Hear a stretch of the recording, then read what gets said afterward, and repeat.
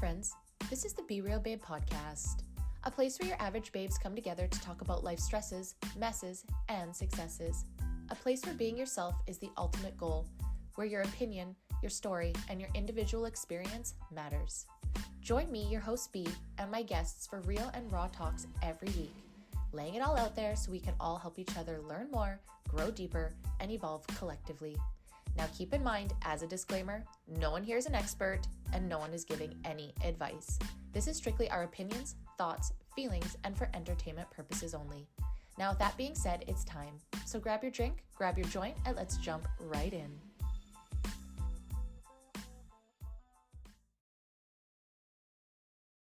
Welcome everyone, welcome to the Be Real Babe podcast. If this is your first time here, thank you so much for stopping by the show today. I hope that you have a good time. And if you're a returning listener, watcher, supporter, thank you guys so much from the bottom of my heart for coming back time and time again. For those that don't know me, my name is Brandy and I am the host of the show. And today you guys were on episode 206, What in the Actual Internet, Part 9. Are you okay, Hollyweird? You guys, I'm so excited for this nice light episode as we're in that kind of week, the last 2 weeks of the year. It is a couple days before Christmas. This will be launching a couple days after, a couple days before the new year. It's in that weird time frame where we don't really know what time is, but we desperately love this time because it just proves that time isn't real. So this episode's going to be kind of nice and light. It's just Hollywood drama that really, in the end of the day, really doesn't affect any of us, but it's just interesting to read up on. And I guess there's 2 points to that. Internet drama and all the celebrity gossip, it doesn't really matter. At the end of the day, it does really sometimes affect pop culture and how people act and react and are. So there's always 2 birds to that stone, you know what I'm saying? But before we get into these stories that I have today, I have 6 different articles I want to go over with you guys, hoping to hit 5 or 10 minutes on each episode, on each topic. Just keep it nice and light, wrap it up today for the final episode of 2024. That's insane. We've got about 4 or 5 episodes left of the season, which is also insane. We'll be going into season 9 in the new year in March. I am going to be taking an extra week off in between the seasons this year just because it's been a whole year of solo podcasting, over a full year now, and your girl just needs a little extra break. And I just kind of feel like between the breaks, a month isn't a lot of time because you also want to get ahead of the season right now. And since October, I have not been ahead of my season. I was a month ahead, and then I went to Ontario for a little break, and it caught up to me. And now I'm literally taping a couple days before posting, which is not ideal in my world.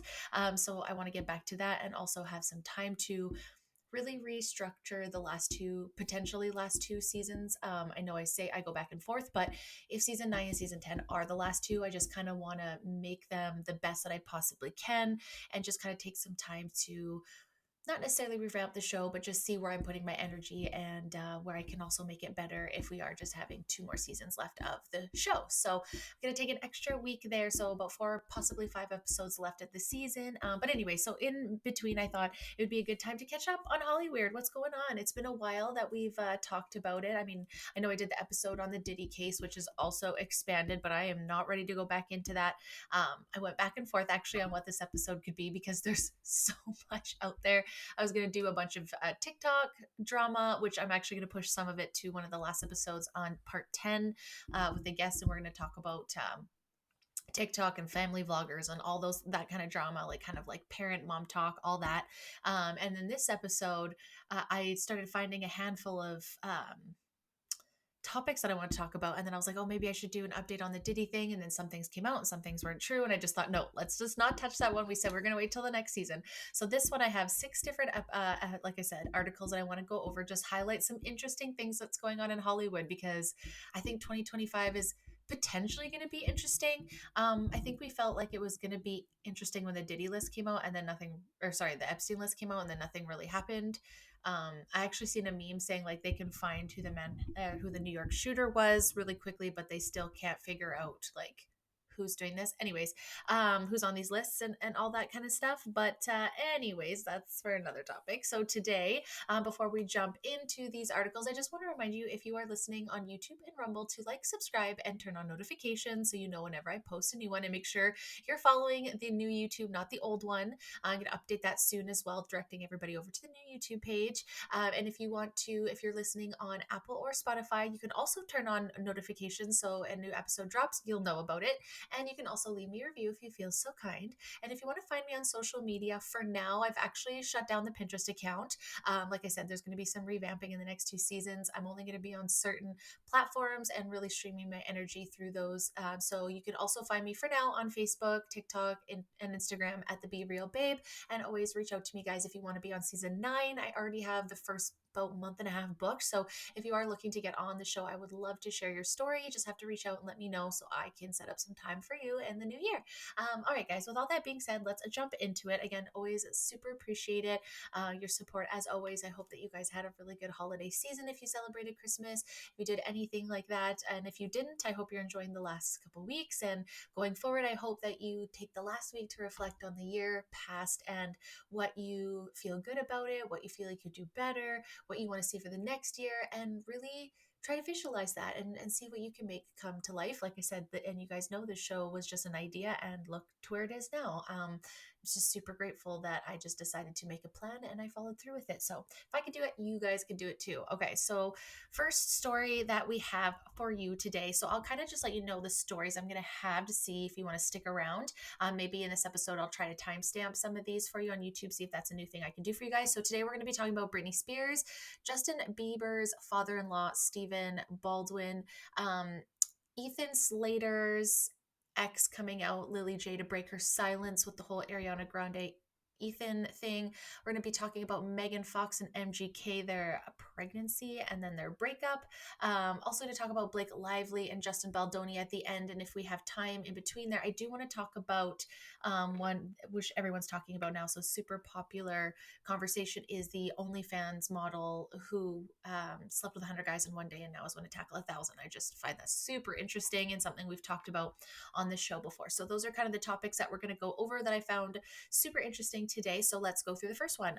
Is Britney Spears okay? Fans react to her bizarre "I'm 5 and starting kindergarten" video on her 43rd birthday. So I guess at the beginning of this, like, "Are you okay, Hollyweird" is kind of how I titled it, but I really wanted to kind of see, like, what is the line, I guess is the theme for these next 2 episodes. Like, for at what act the actual internet, like, what is the line? Like, I understand that the conservatorship was not great for Britney Spears. She's an adult, she needs to do her things. At the same time, what is the line is my question. What is the line when it's okay? When are things like, so many people are looking into this, that she, posted that she's not turning 43, that she's turning 5 and she's going into kindergarten.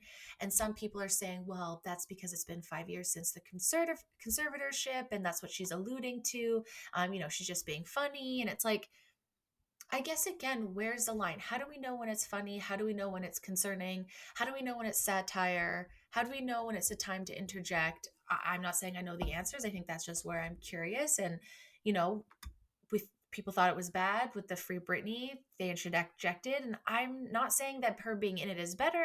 It's none of my business. I'm just, you do have concerns. So let's go through this article. So Britney Spears fans on social media users have flooded online platforms with reaction following the pop star's recent Instagram video. The 43-year-old posts that she claims she is 5 years old and moving to kindergarten in Mexico have reignited concerns about her mental health and well-being. The video shares Spears on her 43rd birthday, including a dance to Nine Inch Nails' Closer, have triggered a widespread variety of emotional and critical responses from fans and social media users. One recurring theme in social media responses was a strong concern for her mental health. Many users speculate that the singer may need professional mental help. Comments like, "Poor girl, she needs health care. Has she been diagnosed with a specific condition?" And "She's been mentally ill for a long time. These videos she posted sad she definitely needs help where prevalent," reflecting genuine worry. One thing I think too, like I said, like, what's the line? I understand. I always try to come things at the balance. So on one side, I completely understand that she's an adult. She gets to do whatever she wants to do. And that's that. If she's happy and she's not harming anybody, why is it anybody's business, right? Like, so I understand that camp.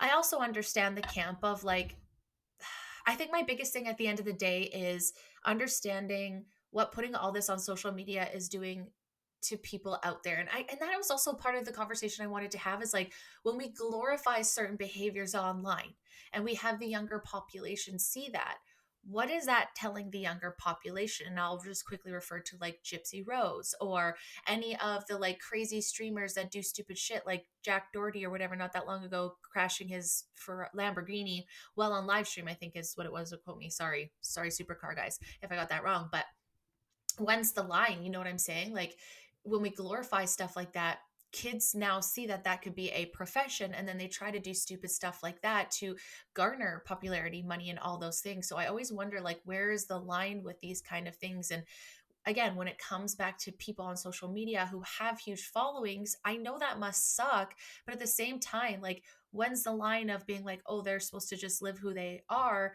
And also, they're in the limelight and people are going to see this. And if that gets glorified, who's going to try and mimic that to make money? And I'm not saying that that's Britney Spears' fault. I'm not saying that at all. I feel like when comments are, again on either side, this is why it's so hard. On either side, it's damaging to be like, oh, she has a mental disorder, she needs help. Like whether that's true or not, like that doesn't help the person. Equally so, saying go off queen, do whatever you want. Like what's the line of promoting? Like if she started doing meth, are we going to be like, she's an adult, do it, c'est la vie, you go off queen? Like I guess what is the line, and do we even get to speak on that line? I feel like in some ways yes, because it's forming public behavior and what's acceptable and what's not. And like, well, if Britney Spears could do it, you know what I mean? Like, I don't know. It's just such a, lately I've been finding Hollyweird a really strange place to like, what are they responsible for? Are they? Yeah, they are in one sense, but then they're not in the other. And it's like, it's such a weird space to be in. I don't know if anybody else is in that space, but people like telling her that she has dissociative identity disorder, things like that. And those are good conversations to be having about the different mental disorders that are out there. But we've also seen on YouTube, on TikTok, where people make up mental illnesses to get popular and to claim that they have these things. And they're saying they're doing it to spread awareness, but they're spreading awareness that isn't correct. And then they're making money off of it or getting fame or whatever it is, attention. And that's not a healthy thing either, right? So this is where I worry that like, should we be letting people have full blown spirals? Like, if we want to take mental health just as serious as physical health and abuse about that, why are we should it be really viewed on social media this much? Should it be talked about, but like the behavior not shown? I don't know. You guys help me with this one. I really struggle with this because I think I guess maybe it comes down to individuality. Like some things are good for some people and some aren't for others, right? I just don't know if when we're coming on here and we're going to be 43 and like, is it satire? Is it, yeah. Anyways, so after her conservatorship, Spears that ended in 2021 and social media reactions revealed ongoing debate about its effects. Points founded out the anniversary of her freedom as possible reason for her mental state, with one commenting 5 years she got rid of the conservatorship. Maybe she's saying this, it's almost been 5 years since it was over. Others lamented the emotional toll of her fame and said that the pressures of her career destroyed her mental health, with one person saying, poor Britney, fame destroy her. And this is where I agree. And I'm not saying that because obviously she has lots to pay for, but like, I guess my hope and dream for people that are going through this is just to like, get offline. And I know that's so much easier said than done as a person that is. And I go through my stuff too, not on this level. But I also feel like people at this level of scrutiny, like maybe we do back off a little bit. Maybe we stay away for a bit and be quiet and go heal, because just even as a person, just reading stuff like this, it takes a mental toll. So I can't imagine when it being about you, it's necessarily good. At the same time, like, yeah, we should be free to be able to do those things and enjoy those things. But perhaps if it's just to go on there and read stuff and enjoy being out there and wanting to keep yourself private, like maybe an alias account, which I'm sure a lot of them have, so you can at least go out and read stuff, but you don't have to be posting, right? So I do think there are ways that they can share, but then you've got the paparazzi that are out there. And it's like, how do you fight that? It's not a winning battle to be a part of high fame and Hollyweird, I feel like. But there's definitely a riff on her emotional state. And I think that's always kind of been a thing. But I think everybody's in the same camp of like, we just want to see this woman who, performed a lot, entertained us a lot through our teenage years, and inspired a lot of people, worked really fucking hard, has been mistreated across the board. I just want to see her have a good life. And I just don't know that being in the limelight and being out there as much as, like, it's almost like, I know that must be hard to not want to fight what people are saying about you. At the same time, is it better for your mental health at that point to just like let them, let them, let the paparazzi and those stories post and just disconnect from it all and live in the world that's in front of you, right? And maybe perhaps that's the best, or maybe have a PR that is good for you. I don't know if a lot of them are, because they just want to make money, right? So it's like, I can't imagine that that must be really hard to not find people to exploit you. So is the best way possibly just cutting it off entirely? I don't know. Never been there. What do you guys think? You let me know. What would be the solution to help Britney? I just think all of us wanted to, there's people that want to make money off of her, but I think a lot of people just wanted to find peace and like be able to be with their kids. And I just don't know if she's in the limelight and she is there herself and present, and bringing it there, bringing attention to it even more by posting more things for more people to be critical about.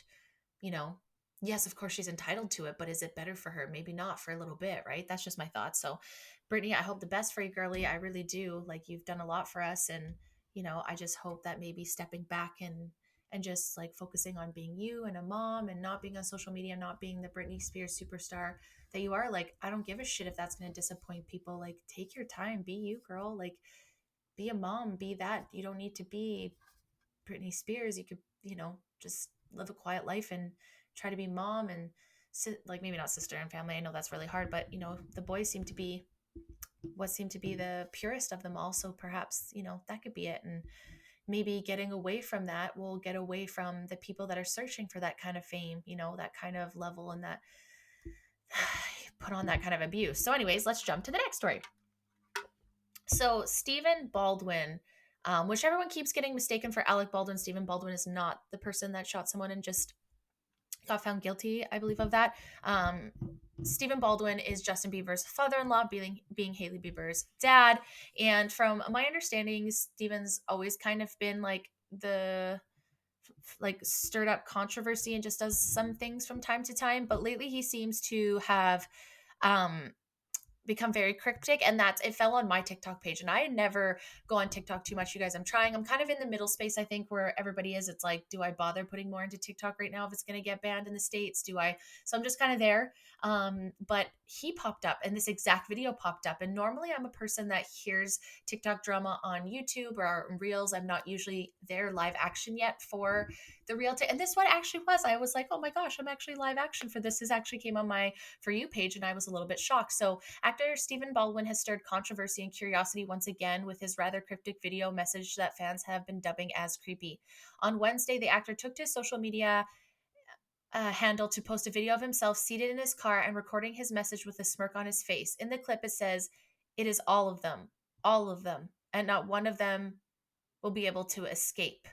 Um, and I'm not gonna lie, it almost looked like it was such a harsh filter. I was like, is this even him, like, or is this just like a filter that's putting someone's face over a face? Like, that's how filtered the video was. And it very well could be that he was in his car with a very bright light, and it just, maybe had a filter on, so made it looked a little bit eerie, but it also played to the creepiness of it. And I often wonder, because a couple months ago, I believe, if you guys remember, I actually can't remember how long it was, he had posted like to pray for Haley and Justin. And I remember there was a lot of backlash about that. And I believe, or sorry, he didn't like it. It was their pastor that had, he didn't post it. It was his pastor that had posted pray for them, and Stephen Baldwin had liked it.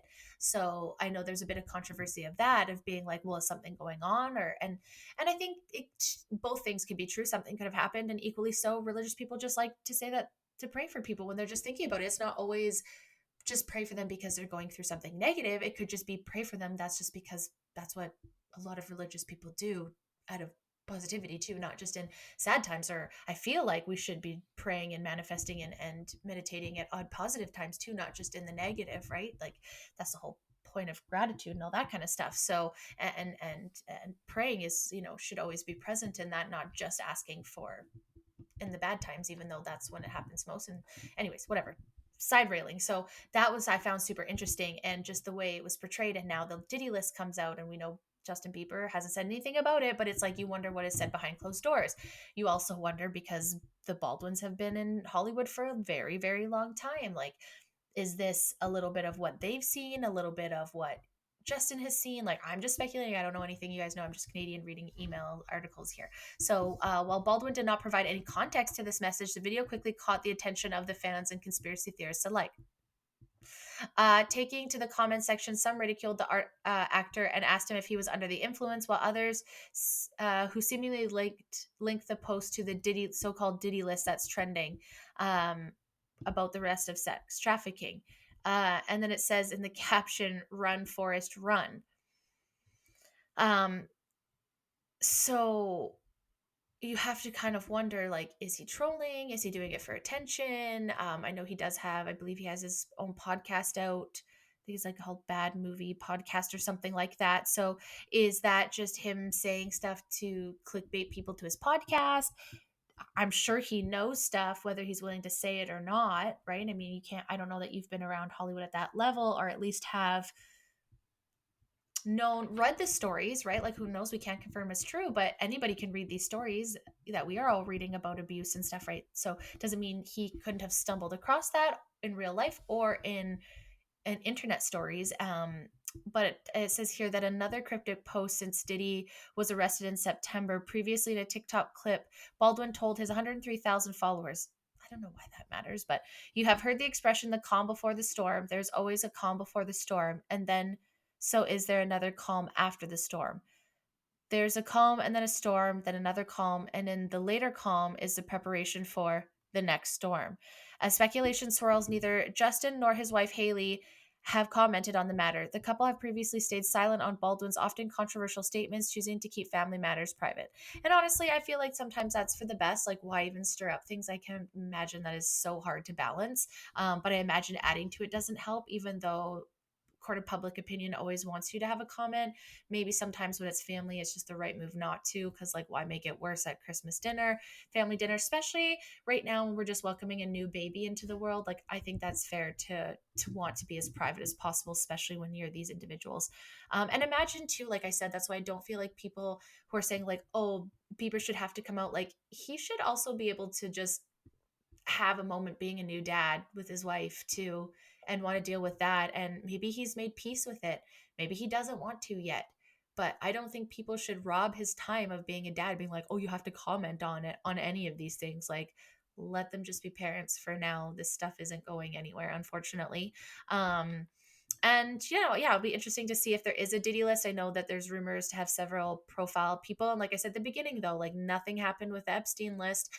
But it sure got us all going for a while, right? And there was like a couple arrests, but like, did anything huge happen there? No. So, I kind of get curious about these things. And a side note, Selena Gomez is also engaged to her man, Benny Blanco, I believe. I think that's also, there's a court of mixed opinion.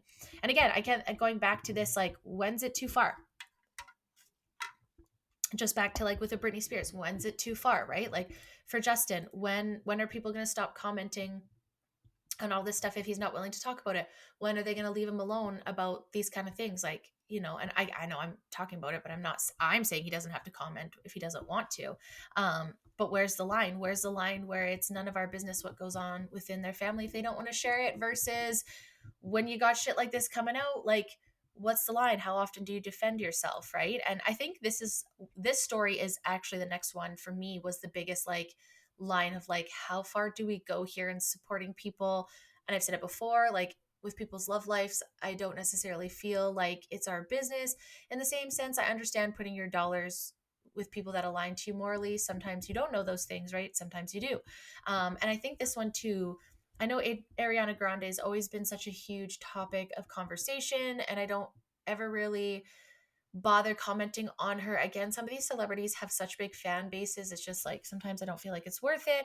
But one thing I don't love is how her kind of breaking up, and obviously a marriage is being broken up and it's not always a person, but I do feel like the whole Ethan Slater ex-wife Ariana Grande Wicked kind of situation did get brushed under the rug. And allegedly, that was kind of, from what I read, almost on purpose so that it didn't taint the release of the show, which it didn't, because it's gone amazing at the box office. A lot of people have enjoyed that show.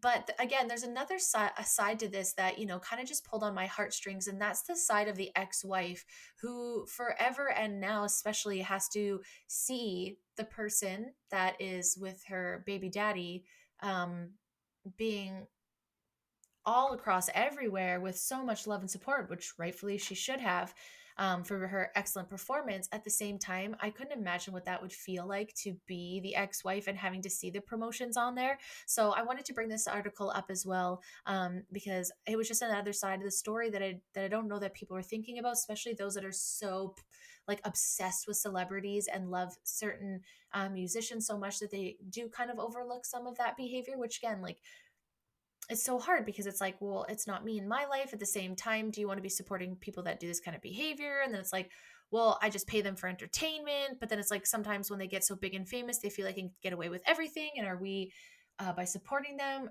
contributing to that? And it's like, well, we're just one person. But if one person did, oh, you guys, this is why I smoke so much weed, so I can just calm down. Anyway, so let's get into this article. Ethan Slater's ex-wife, Lily J, has spoken today of being unable to escape the darkness of watching him move on with his Wicked co-star Ariana Grande while she brings up their young son, calling it the saddest days of my life. Slater, 32, and Grande, 31, met on the British set of the film adaptation of the celebrated musical in 2022 when both were married. Ariana played Glinda, the Good Witch, alongside Ethan as Munchkin Boik. Lily, 32, has revealed her grief at having to witness her ex-husband promote Wicked around the world with the woman he left her for, calling it a very painful reminder of the public downfall of my marriage. She revealed that she had moved to Britain with her newborn baby to support Ethan as he filmed the movie Wicked. They were high school sweethearts, however, he then left her for Ariana. I confidently moved to another country with my 2-month-old baby and my husband to support his career. Consumed by the magic and mundanity of new motherhood, I didn't understand the growing distance between us. So this is where, again, like, I'm not saying, I don't know, I wasn't there. So I can't say it's Ariana taken Ethan. I don't know any of those things. Just because they were married and had a baby doesn't always mean we know that for facts. It could be that they are. I'm not saying that. Two truths can exist at the same time. They could have been married and had a baby and not have been happy being high school sweethearts, and Ariana could have just swooped him away, or they could have been breaking up and then that happened at the same time, right? The light's coming in. Sorry for the shadows. If you're watching video, right? So two truths can exist at the same time, like, and we're not there, so we don't know. We're just relying on what people are saying. But I think for me, it's just, I just don't want people to stand individuals so much that they make it seem like celebrities don't do anything wrong. I think that's what it's like, support them, be entertained by them, but to argue with other people online about who they are as people, or go and hate the other person because you think you know part of the story. Like, when we get to the end, to the last article I wanted to read about, I really just want to hone in on that. People pay lawyers, there's NDAs, there's PR firms involved, there's crisis teams. Like, there are people working behind the scenes that will remove articles, that will publish stuff, that will find people that will publish stuff that maybe isn't true without validating it. Like, there's so much out there that I just think it's a good camp to be in, to not like say that you know everything and like stand someone completely when maybe you don't. That's all that I was trying to get to. And this one too, it's like, you can love Ariana Grande and support her and watch her stuff, but at the same time arguing with people online that she's a complete saint and she does nothing wrong. We're like, okay, maybe she didn't, but at the same time, like, maybe you could have waited a little bit. Maybe you guys could have just been friends for a little bit. Maybe they could have broke up and you could have stayed apart a little bit. Like, could have kept it private a little bit, because I imagine, just again, thinking of like, you have every right to do those things, but I think it's nice when people do think of the other person. Think about if you were a new mom and how that must be awful to go through, and that you can't escape that. Like, that's all I'm saying, is like, maybe just think about the other person.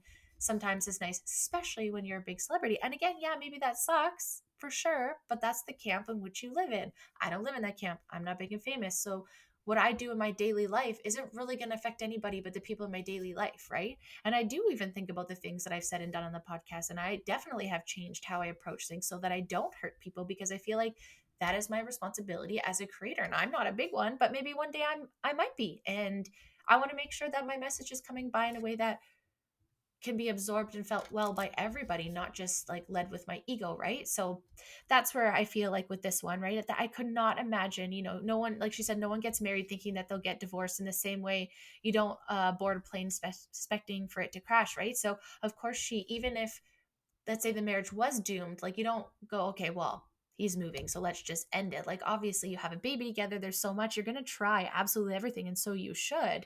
um at the same time, if he was feeling these things, like, hopefully we can create spaces for couples to have honest conversations so that we can work through these little ones so that they don't lead to big things where you feel like you can't even talk to them anymore, right? So this came out in essay by The Cut. This article with his ex-wife. It was published a couple weeks ago, and she's a clinical psychologist, which I didn't know. That's insane. Insanely cool, actually. I just think it's cool when celebrities like date just regular everyday people and not other celebrities too. Which this must be a fuck for her to have to like know and try to like be assessing from a psychologist level of what's happening here in her own life while trying to go through it. Like, I imagine that's difficult. She also now shares a 2-year-old son with him, reflecting and navigating life as a single mother and an end of their 6-year marriage, and having to be reminded on a daily basis, especially now that the movie's out. But, they've been promoting this for a while now, and this has happened a couple of years ago. So it's like, I can imagine it's like you're just going through it, you're trying to get through it. And then all of a sudden now the promotion's out, and now she's everywhere and they're everywhere. And of course, this stuff is going to come out too. So I hope she found it cathartic to be able to write her side of this story. Because, people are obviously making up their own things too. She admitted that there's days where I can't escape the promotion of a movie associated with the saddest days of my life, and they're very dark. She also said that she rocks her son to sleep for countless hours as she's trying to accept the sudden public downfall of her marriage, right? Like I said, I can't even imagine what that would be like going through as a newborn mother, and then all of this being so public, and being together for so long since high school. That's a long time. Those are all big things to have to go through on a very public platform with someone who is a giant celebrity that has a huge following. And sometimes people are just really, I don't think a lot of people have gotten punched or threatened to punch in their real life. So maybe violence, I know, is not always the answer, but sometimes the threat of it really makes people shut their mouths. I'm not trying to say that, but like, that's why some people have so much audacity, is because they haven't had it smacked out of their mouths once in a while. So they go online and they say this shit. And I've definitely tried to be in the camp of not, and obviously I'm not perfect. I've had my times, but really trying to critique behaviors over individuals and throwing like ad hominems and just insults, because that really doesn't move anything forward. And again, going back to like, where do we go? Like, where is our, what is our, where's the line? Where does this matter? Where doesn't it matter? I don't know. Um, but again, shaping public opinion, shaping pop culture, what's accepted, what is not. I'm not saying do whatever you want. I'm just saying that must be a hard thing. And I hope when people are having discourse online is that they think about all sides and people hurt, not just the ones that are standing. So, okay, guys, we got 3 topics down. We're in half an hour. We got 3 more to go. I think I might hit all of them. So, next topic, Megan Fox and MGK. You guys, I think for me, it's just, again, we're going back to the line. What is our business? What is our not? But when you make it our business, I think it's a little interesting. And this couple has always been interesting to me. I'm not a huge fan of Machine Gun Kelly, never have been, never will be. I don't know why, just not my type of person, no offense. But like, obviously I'm from the camp of a millennial, so I fell in love with Megan Fox and questioned my sexuality during Transformers as well. She's always been that iconic, beautiful, dark-haired chick that most of us brunettes have looked up to and wanted to be like, because she was this beautiful woman that's not Barbie. But I also do find some, like, it was crazy because I feel like she was like pretty unproblematic when she was married and she was having her kids, and then all of a sudden they broke up, and ever since then it's just been kind of like she's been out there in different ways, and you know talking about how they're going to drink each other's blood at a very interesting time when demonic rituals were talked about and adrenochrome was talked about. It was just a very interesting time for them to come out to say, yeah, they do these type of ritual things, right? So it definitely came out at a very strange time for the world and what they're learning. But I was kind of blown away to find out that, not blown away that they are getting back together on and off. I think that's a typical celebrity thing, especially if you're looking for PR, if you want to drum up some stuff. She has a new movie come out. So, I guess for me, that kind of drama but then to get pregnant and then just a couple weeks later, I guess, break up. But the split had nothing to do. I guess she purchased a new home because she allegedly, this is what I'm reading, she wanted to be close to her ex. And have a home of her own. But they split up during Thanksgiving, reportedly after he was speaking to another woman behind her back. Megan is currently pregnant with her and his first baby together, which she announced in November. The couple have been on and off since they first started dating in 2020, engaged in 2022, and splitting briefly in 2023 before reconciling again. But then they split at the end of November, just 2 weeks after she revealed she was expecting a baby together. Their 5-year romance came to an end over Thanksgiving while they were on holidays in Colorado. She's reportedly about 6 months pregnant, due in March. And the other, or she posted a picture with her pregnancy belly and a positive pregnancy test to one of Machine Gun Kelly's songs in the previous pregnancy reveal, which she shared on November 11th. Then the caption said, "Nothing is ever really lost. Welcome back," with a heart emoji. So again, like, I find it this just I think that's I can't even put it into words how I just feel like their whole relationship is, because she says that she manifested him when she was like 4 years old and he's 4 years younger. So she pretty much manifested him to be in his life. And I just think it's an interesting thing that you went through all life. You had kids, you were married, you had 3 kids with another man. Again, not judging. I just, again, wondering, when you make your money and you're done that part of your career, is it best maybe just to like peace out and just go be a parent, like, no, again, do whatever you want, but I don't know about your kids finding down the road you talking about their dad like cutting his chest open and bleeding all over you. Like, again, do what you want with your own kids. I know judgment is, we don't judge, we listen, but we don't judge, or whatever it is. At the same time, though, it's just like, again, what's the line? And it just makes me sad that all these kids are being pulled into it, and on again, off again. That's hard on a family, and I couldn't imagine that that's any easier being in the limelight. And so, like, again, what's the line of sharing all this stuff online? At what point do we just kind of stop? And again, I'm not saying you can't share those things. I'm not saying any of those things. I'm just saying, where's the line to, we want our privacy, this is none of your business, to putting everything out there for people to talk about, I guess, is where I'm just struggling with. And now I'm going to leave the last one for the biggest story that I wanted to talk about. So quickly wanted to get into this other one, because even though it's not Hollyweird, it's still online, and I'm still questioning if we are okay. And again, we listen, we don't judge, whatever that repetitive story is. At the same time, Lily Phillips, an online only fans influencer, has got quite excited about sleeping with 1,000 men in 24 hours. And again, I guess this falls back to, like, it's not necessarily are we okay, but what's the line? And when other young women see this, what is that telling them? And I just hope that when we're talking about this, that we're being honest about this, because to say in a lot of articles that she's excited, to then seeing videos of her crying and being upset and quite distraught and emotional about it for many reasons, right?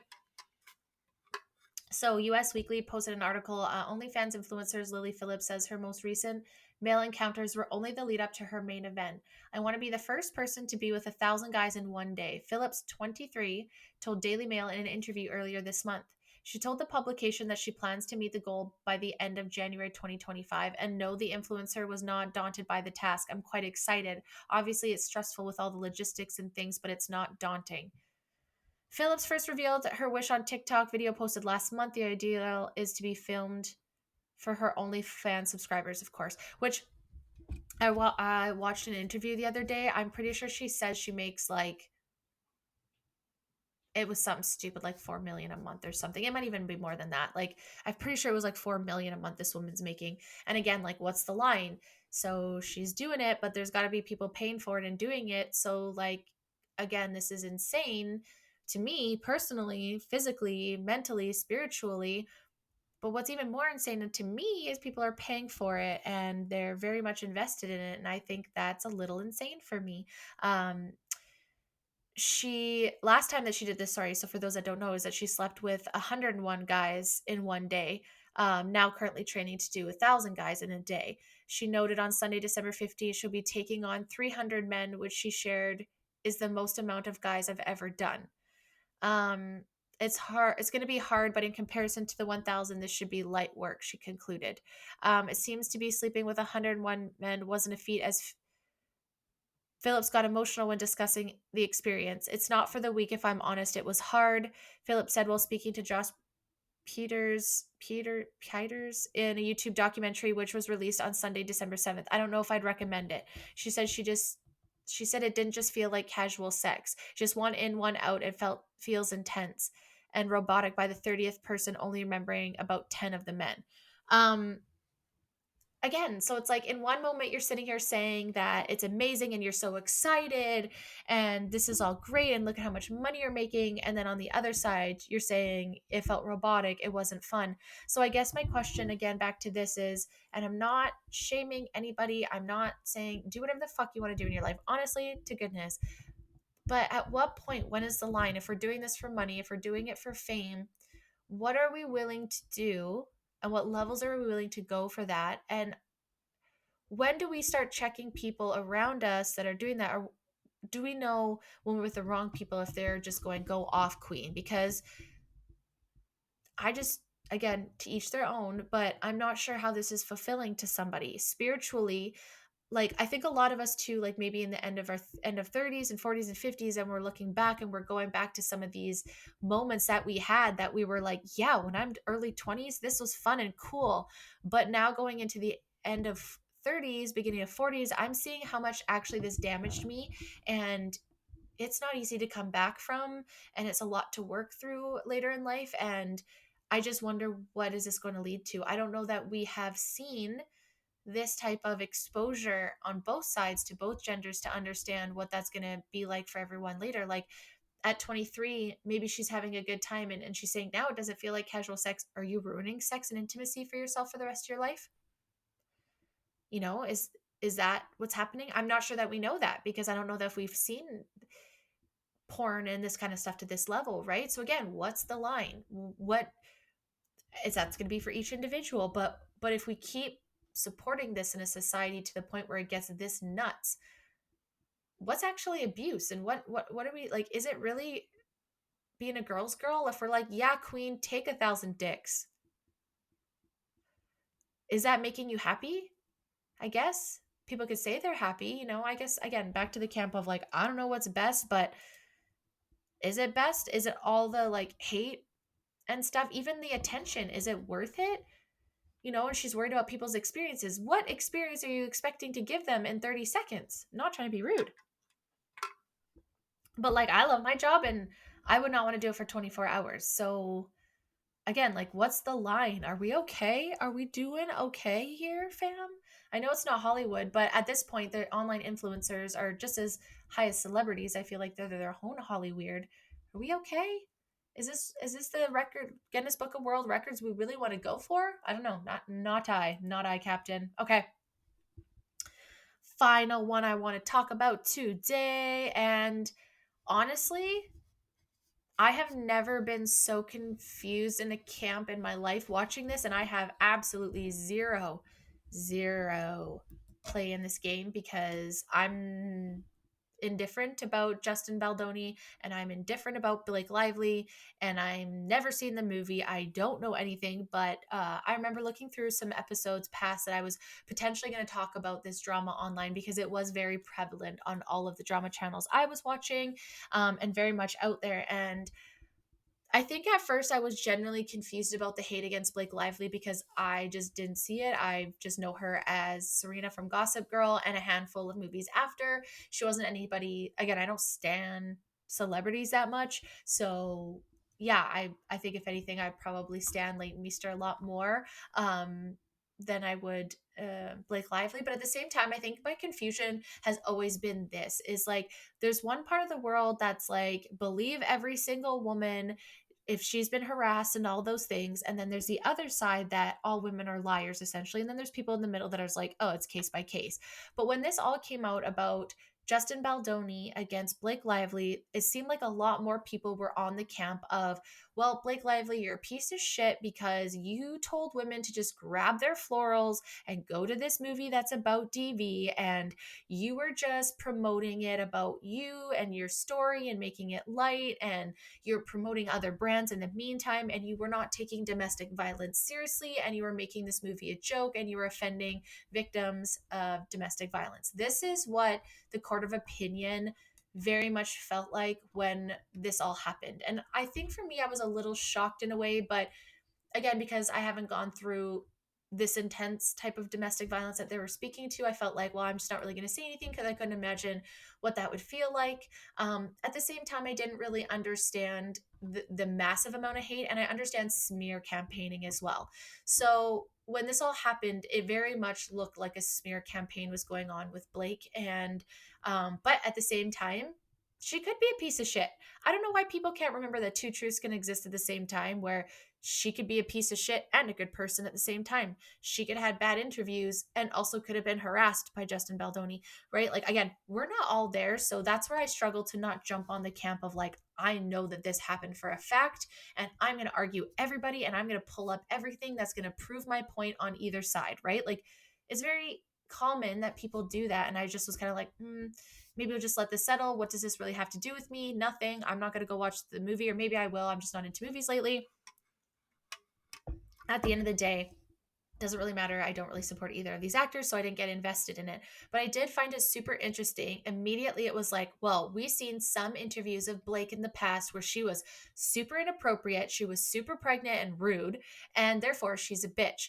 And then I just thought that was super interesting because if you just flipped it, and let's just say this part of the story came out first, where Justin Baldoni allegedly was sexually harassing her, if that had come out first and she had promoted the movie as DV and focused on DV, would those interviews have come out as her being just a bitch and this is how she is? Or would it have been like, well, she was so pregnant and like the questions that you were asking were invasive and you know what I'm saying? So I find it again super interesting. And what I just want people to cue into is like, maybe wait to hear both sides before you grill someone or say that you know for sure, because there's so many nuances. And again, do whatever you want, truly. But I'm just saying, like, the people that are going above and beyond and being very mean and aggressive, messaging these people, saying rude things online, it's just like, why not just be like, have conversations and be like, not that this really matters, but this is how I feel, and then end it.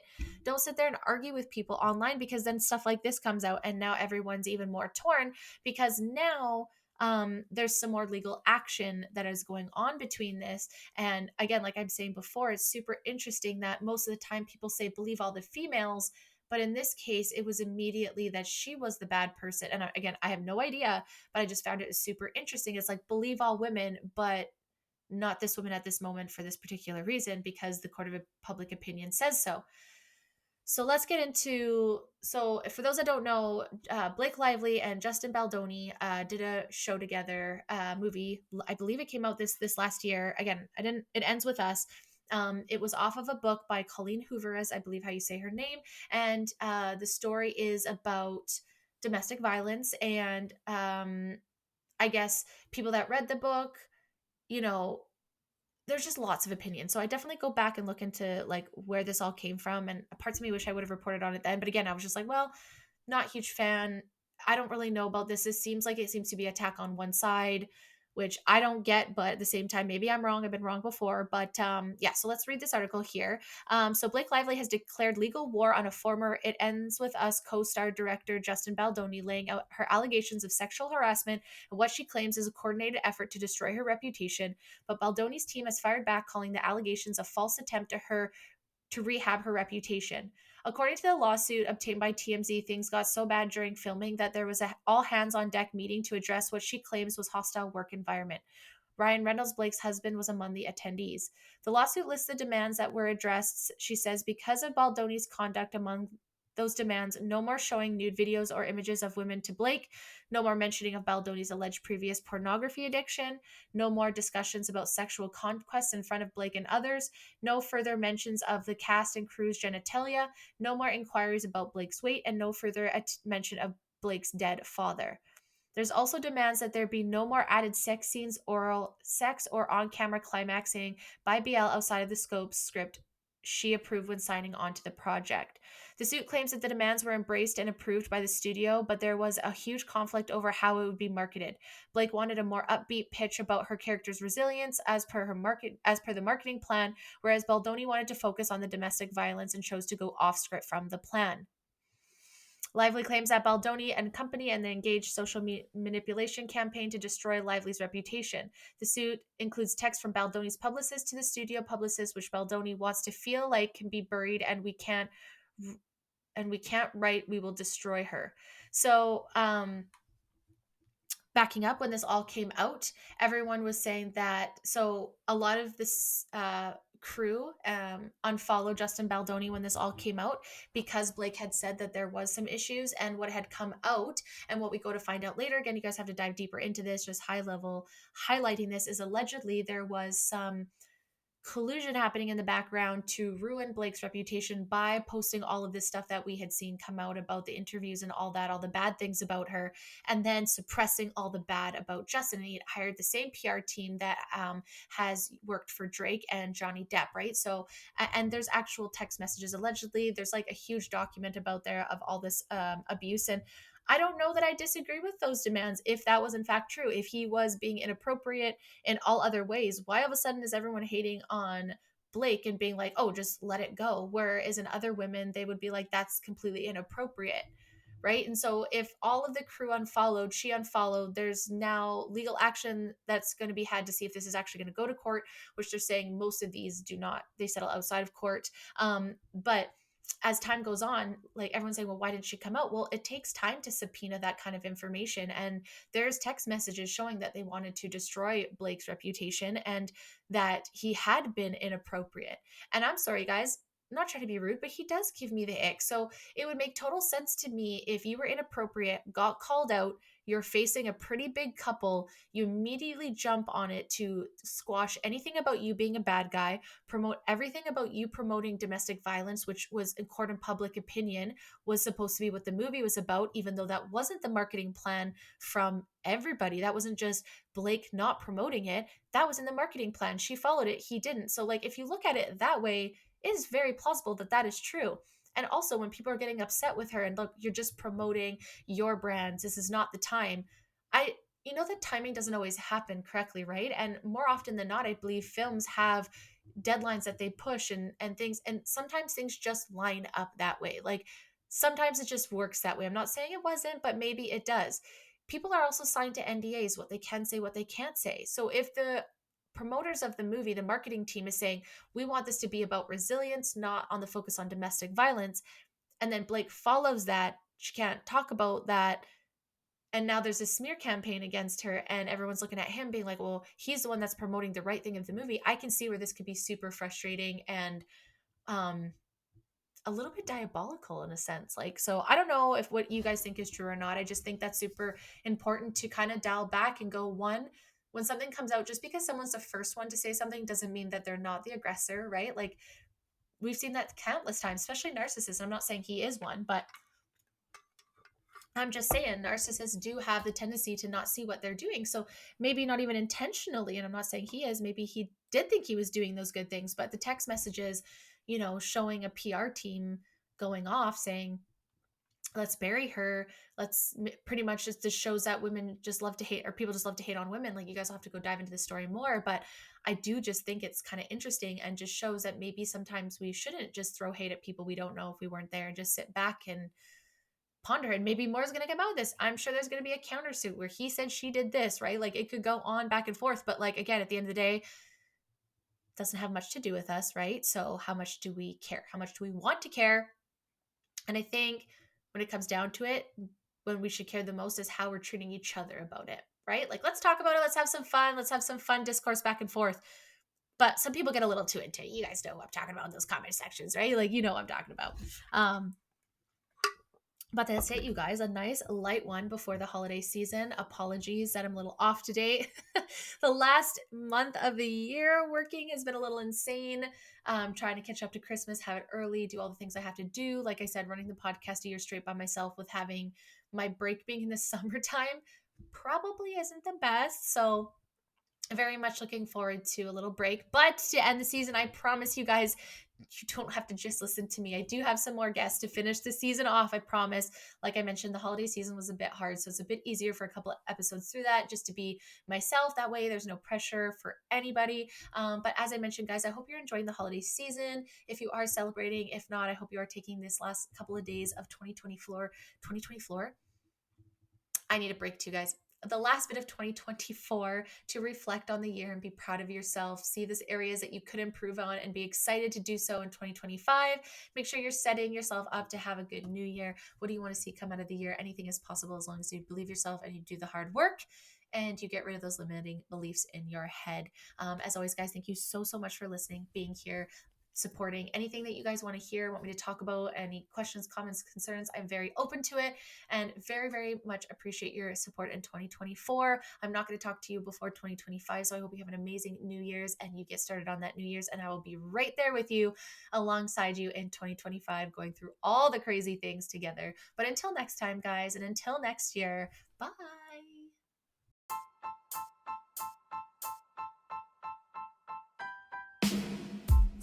Thank you guys so much for the support. I cannot thank you enough for being here.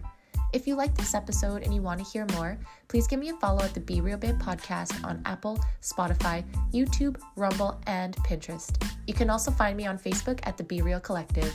Until next time, guys, bye.